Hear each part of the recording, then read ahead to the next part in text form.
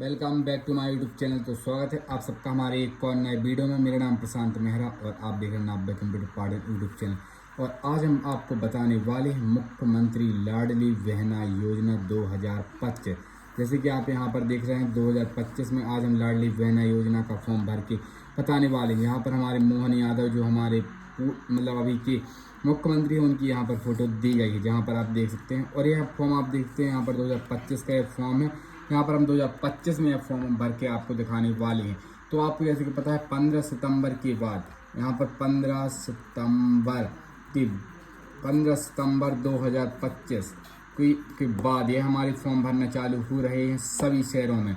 सबसे पहले कि हम बात करें जो हमारे जबलपुर में है, जबलपुर में भी भरेंगे, दमोह में भी भरेंगे और भी मुख्य जगह हैं जहाँ पर हम नरसिंहपुर कह सकते हैं। नरसिंहपुर में भी ये फॉर्म भरेंगे और भी और भी क्षेत्र हैं जहाँ पर यह मुख्यमंत्री लाडली बहना योजना के फॉर्म भरने वाले हैं। यह फॉर्म को आपको कैसे भरना है आज की वीडियो में हम आपको स्टेप बाय स्टेप सिखाने वाले हैं और भर कर दिखाने वाले हैं। तो वीडियो को बिल्कुल भी स्किप मत कीजिएगा, वीडियो को स्टेप बाय स्टेप देखिएगा। जो हमारी आवश्यक जानकारी जहाँ भी हम यहाँ पर बताने वाले हैं। तो यहाँ पर आपको पीछे डॉक्यूमेंट अटैच करने पड़ेंगे। पहले आप अगर फॉर्म भरते थे तो आपको डॉक्यूमेंट अटैच करने की ज़रूरत नहीं पड़ती थी, लेकिन अब आपको डॉक्यूमेंट अटैच करने की ज़रूरत पड़ेगी। जैसे कि हम कह सकते हैं समग्र आईडी की फ़ोटो कापी आपको यहाँ पर लगानी पड़ेगी। जो पीछे आधार कार्ड आपको लगाना होगा, आधार कार्ड की फ़ोटो कापी आपको लगेगी। और आपको आपकी जो जन्म तिथि के लिए आपका डेट ऑफ बर्थ रहना चाहिए, जन्म प्रमाण पत्र वो आपके पास रहना ही चाहिए, तभी आप इस फॉर्म को भर सकते हैं। पुराना भी चल सकता है आपके घर में, अगर पुराना भी आपका जन्म प्रमाण पत्र है और आपका जो वार्ड क्रमांक रहता है, जाति प्रमाण पत्र, आय प्रमाण पत्र, यह भी अब आपको मुख्य डॉक्यूमेंट लगने वाले हैं। इसीलिए सबसे अनुरोध है कि आप जल्द से जल्द अपने डॉक्यूमेंट बनवा लें, तभी आपका यह फॉर्म भरा जाएगा। तो सबसे पहले मैं यहाँ पर आपको भर के दिखाने वाला हूँ आवेदिका की समग्र आईडी। समग्र आईडी में हम यहाँ पर डाल देते हैं, जैसे कि हमारी समग्र आईडी 127 476 122। यहाँ पर हम अपनी जो वाइफ है उनकी समग्र आईडी यहाँ पर डाल दी है, जहाँ पर आपको अपनी समग्र आईडी सही डालनी है। यह तो हमने अपनी समग्र आईडी डाल दी है, लेकिन यहाँ पर आपको जो जिनका आप फॉर्म भर रहे हैं उनकी महिला का समग्र आईडी उनकी स्वयं की आईडी आपको यहाँ पर डालनी है। आपको परिवार आईडी यहाँ पर नहीं डालनी है। कुछ लोग यहाँ पर डिस्टर्ब कर देते हैं, जो कुछ लोग फॉर्म भरते हैं तो वो डिस्टर्ब हो जाते हैं, तो गलत भी फॉर्म भर देते हैं। इसलिए आपसे यही अनुरोध है कि आपको गलत नहीं भरना है, सही भरना है। यहाँ पर आपको आधार नंबर की बात करें तो यहाँ पर हम आधार नंबर भर देते हैं। आपको थोड़ी छोटे अंक में डालना है, यहाँ पर हमने कुछ ज़्यादा बड़े में डाल दिया है। यहाँ पर आपको सही भर देना है। यहाँ पर हमने आधार कार्ड को भर दिया, जो हमारे आधार कार्ड हैं। यहाँ पर हम अपने ओरिजिनल ही डॉक्यूमेंट यहाँ पर डाल रहे हैं। आपको कोई भी ऐसा तो कोई कुछ करता नहीं है डॉक्यूमेंट के साथ में, इसीलिए आपको यहाँ पर आधार नंबर 12 अंक में जो डिजिट रहते हैं भाई आपको यहाँ पर सही डाल देने हैं। और आवेदिका का नाम जो आवेदिका का नाम रहेगा भाई यहाँ पर आपको डालना होगा। तो यहाँ पर हम नीचे डाल देते हैं, जो आधार कार्ड में जितना नाम रहे आपको उतना ही डालना है, आपको एक्स्ट्रा नाम नहीं डालना है। तो यहाँ पर हम एक्स्ट्रा नाम ना डालते हैं, उतना ही डालेंगे जितना हमारे आधार कार्ड में दिया गया है। जाति लिखी हुई तभी आपको जाति डालनी है, अगर जाति नहीं लिखी हुई तो आपको जाति नहीं डालनी है। उनके पिताजी का नाम डालेंगे, अगर उनकी शादी नहीं हुई, अगर वह 18 साल की हुई हुई और अगर उनकी शादी नहीं हुई तो यहाँ पर आपको पिताजी का नाम डाल देना, पति का नाम नहीं डालना। लेकिन हमारी जो स्नेहा तिवारी उनकी शादी हो चुकी है, तो यहाँ पर हम उनके पति का नाम डालेंगे। तो यहाँ पर हम पति का नाम डाल देते हैं। पति का नाम डालने के बाद यहाँ पर आपको नीचे डेट ऑफ बर्थ डालनी है, जो उनकी जन्म तिथि है जो डी। तो यहाँ पर हम जन्म तिथि डाल देते हैं। तो जैसे कि यहाँ पर आप देख सकते हैं, यहाँ पर हमने अपनी जन्म तिथि डाल दी हुई है, स्नेहा तिवारी की जो हमने यहाँ पर जन्म तिथि है वह यहाँ पर डाल दी। और यहाँ पर आप पते की बात करेंगे तो यहाँ पर हम उनका पता डाल देंगे।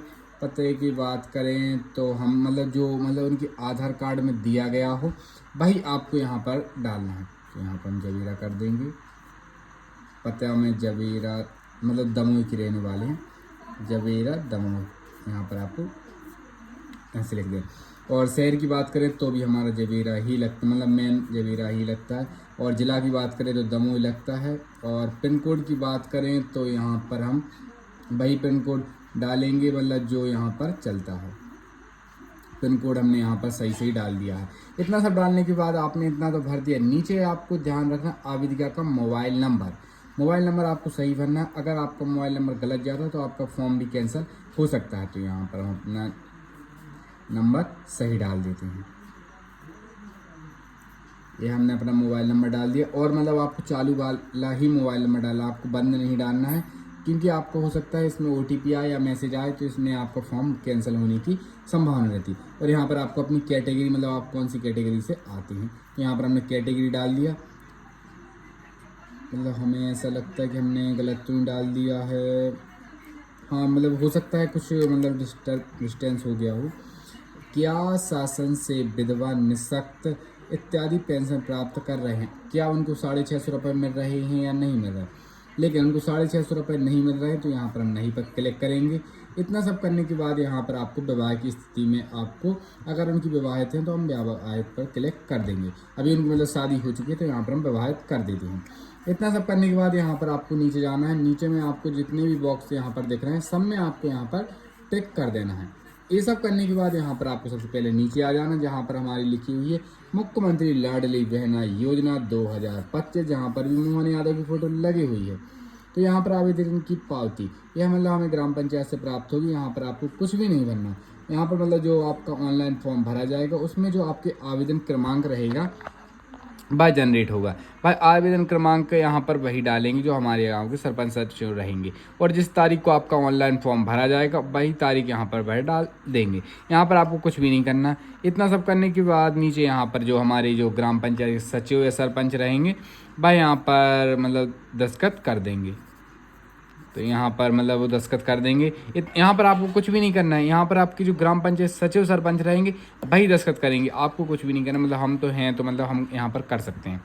और इतना सब करने के बाद यहाँ पर क्या आपका आधार कार्ड बैंक अकाउंट से लिंक है, तो यहाँ पर हाँ कर देना। क्या आपके बैंक खाते में DVD इनेबल है, तो यहाँ पर हाँ कर देना। इतना सब करने के बाद इस फॉर्म को आपको ले जाकर आपको अपनी ग्राम पंचायत में जमा कर देना है, और आपको कुछ भी करने की ज़रूरत नहीं है। और आपके जो फॉर्म आपका जमा होगा, आपकी आवेदन की पावती आपके घर आ जाएगी, और आपको 10 से 15 दिन में आपका पैसा आना चालू हो जाएगा। तो यह छोटी सी इन्फॉर्मेशन आपको कैसी लगी कमेंट में जरूर बताइएगा, और वीडियो अच्छा लगा तो वीडियो को लाइक जरूर कर दिए और चैनल सब्सक्राइब। धन्यवाद।